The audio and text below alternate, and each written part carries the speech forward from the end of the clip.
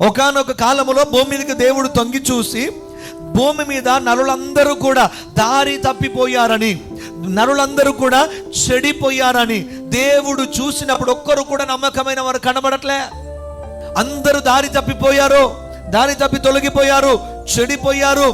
అయ్యో, వారిని చేసినందుకు దేవుడే హృదయములో సంతాపపడ్డాడంట.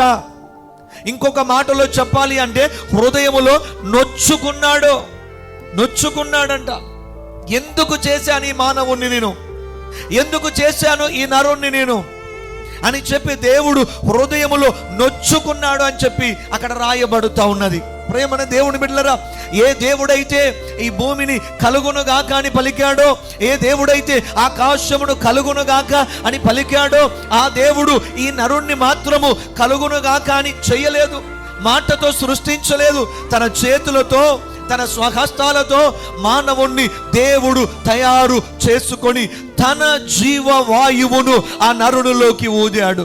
అయితే తన పోలికలో చేయబడ్డ నరుడు, తన సారూప్యములో చేయబడ్డ నరుడు, తనతో సహవాసము చేయవలసిన నరులు, తనతో గడపవలసిన మానవులు, తనతో ఒక ఫెలోషిప్ని కలిగి ఉండవలసినటువంటి నరులు చెడిపోయారు అని దేవుడు చూసినప్పుడు తన గురించి ఆలోచన చేయట్లేదు, తన దగ్గర ప్రార్థన చేయట్లేదు, తన దగ్గర విచారణ చేయట్లేదు.